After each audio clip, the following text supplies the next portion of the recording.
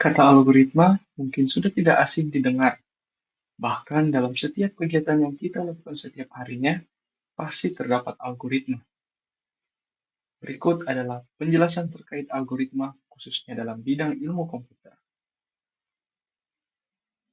Secara formal, definisi algoritma adalah kumpulan operasi yang tertata rapi dan dapat dihitung secara efektif, yang jika dijalankan akan membuahkan hasil dan terhenti dalam waktu yang terbatas. Tetapi algoritma juga dapat dikatakan sebagai kumpulan instruksi yang teratur untuk menyelesaikan sebuah masalah. Contoh dari algoritma adalah ketika kita membuat kopi, memasak nasi, menyelesaikan komputer, menyuci mobil, menyelesaikan permainan Rubik, ataupun merakit lemari, dan segala aktivitas yang memerlukan langkah-langkah teratur untuk dikerjakan. Dalam ilmu komputer sendiri, algoritma merupakan hal yang sangat penting karena menyelesaikan apapun dengan komputer memerlukan spesifikasi yang jelas dan menentukan dengan jelas langkah-langkah yang harus dilakukan komputer untuk menyelesaikan suatu tugas. Beberapa ilmuwan komputer menganggap algoritma sebagai konsep utama dalam ilmu komputer. Sebelum menyelesaikan suatu masalah dengan komputer, harus ada spesifikasi yang tepat dari instruksi yang harus dilakukan komputer, yaitu algoritma. Program komputer merupakan implementasi dari algoritma. Untuk menciptakan solusi yang lebih efektif, para ilmuwan mencoba untuk memperbaiki algoritma yang ada atau mencari algoritma alternatif. Ada beberapa algoritma yang penting secara umum, seperti algoritma untuk mencari sebuah data dari daftar atau menyortir data dari dalam daftar.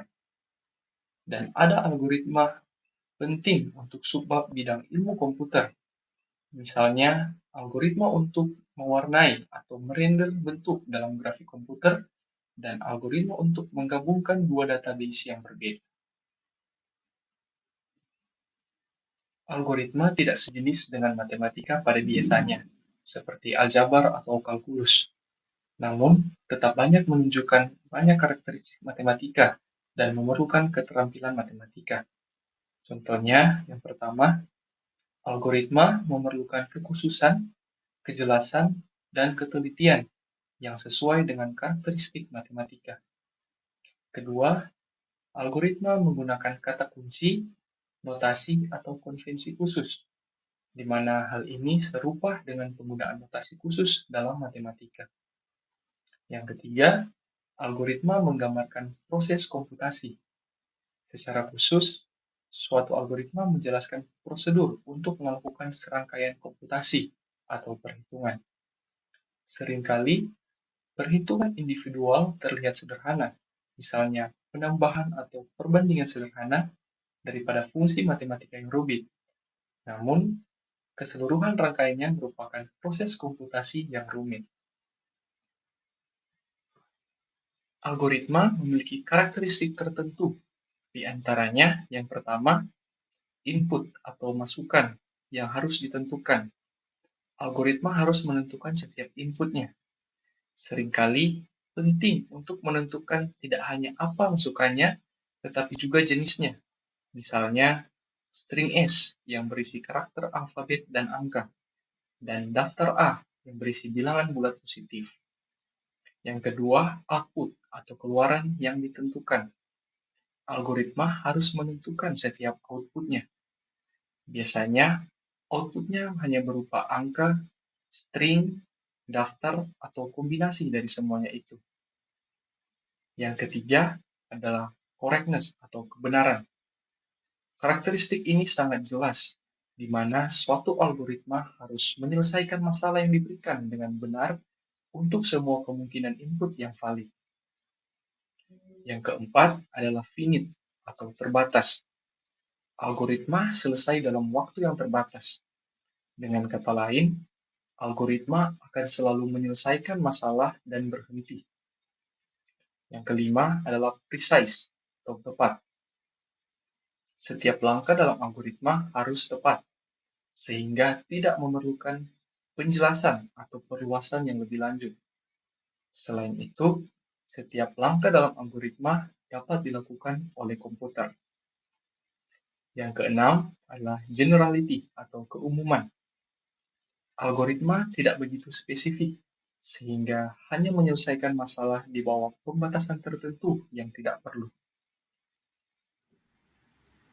Terdapat tiga struktur dasar untuk operasi algoritma. Yang pertama adalah algoritma sekuensial atau berurutan, yang merupakan langkah-langkah yang dilakukan secara berurutan sesuai dengan urutan penulisannya. Ini merupakan struktur algoritma yang sering digunakan. Struktur yang kedua adalah algoritma bersyarat, di mana struktur ini merupakan struktur algoritma yang mengerjakan langkah-langkah sesuai dengan kondisi tertentu. Struktur yang ketiga adalah algoritma perulangan, yang merupakan struktur algoritma di mana ia melakukan perulangan pada langkah-langkah yang sama. Terdapat juga beberapa cara penyajian algoritma. Yang pertama adalah cara penyajian naratif, yaitu penyajian algoritma secara naratif yang dituliskan menggunakan cerita seperti dalam bahasa sehari-hari. Penyajian yang kedua adalah flowchart, yang merupakan penyajian algoritma yang dibuat dalam urutan simbol-simbol khusus dan digambarkan sesuai arah tanda panah. Dan yang ketiga adalah pseudocode, yang merupakan cara penyajian algoritma yang menyerupai suatu program, karena pseudocode merupakan cara penyajian algoritma yang paling mendekati dengan suatu program. Untuk itu akan dijelaskan lebih lanjut terkait dengan pseudocode. Pseudocode adalah sebuah metode penulisan sederhana menggunakan bahasa yang sederhana untuk mengekspresikan rancangan algoritma. Tujuannya adalah untuk memudahkan orang dalam menyelesaikan permasalahan pemrograman. Fungsi dari pseudocode sendiri diantaranya, yang pertama, mempermudah pengguna dalam memahami dan memperjelas cara menyelesaikan suatu masalah. Yang kedua, sebagai alat dokumentasi. Yang ketiga, membantu pengguna dalam menuliskan suatu algoritma yang dibuat. Dan yang keempat, mudah dipahami karena tidak bergantung pada sistem tertentu dan juga aspek dari pseudocode termasuk ringkas.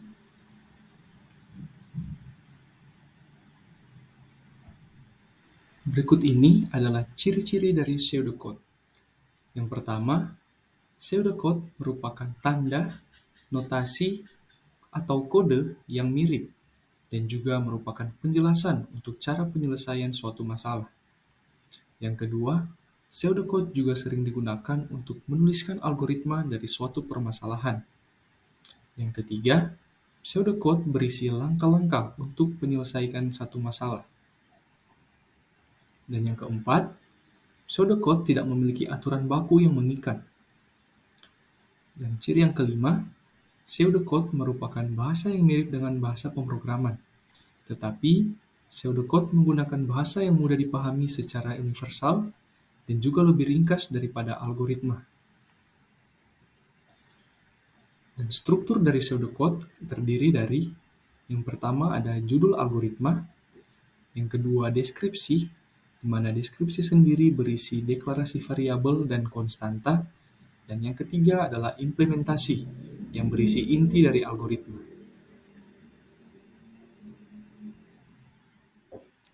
Terdapat juga dasar-dasar dari pseudocode yang digunakan untuk menentukan algoritma. Yang pertama ada urutan, seleksi, dan pengulangan, di mana ketiga hal ini merupakan tiga mekanisme kontrol dasar. Pada mekanisme yang pertama, yaitu urutan, langkah-langkah yang diberikan diikuti secara berurutan satu persatu, terkecuali terdapat penentuan lain pada bagian langkahnya. Cara menggunakannya hanya dengan mengatur daftar langkah yang diinginkan sesuai dengan urutan. Mekanisme yang kedua yaitu seleksi, yang merupakan waktu di mana ketika langkah yang ingin dilakukan hanya pada kondisi tertentu saja. Cara menggunakannya adalah dengan memakai if maupun variannya seperti if-else. Dan mekanisme terakhir yaitu pengulangan, adalah bagian ketika ada langkah-langkah pada algoritma yang diulang secara berkali-kali. Cara menggunakannya adalah dengan memakai pengulangan while ataupun for. Dasar pseudocode kedua adalah indentasi, yaitu penulisan paragraf yang agak menjorok ke dalam. Biasanya digunakan pada saat memakai seleksi, yaitu if atau if else, ataupun perulangan, yaitu while ataupun for. Dan dasar yang ketiga adalah perintah dasar pseudocode untuk mendeklarasi, memberi input, menentukan nilai pada suatu variabel, mengeluarkan hasil operasi algoritma berupa pesan atau nilai dari variabel, dan perintah untuk memberhentikan operasi algoritma yang biasanya terdapat pada baris terakhir.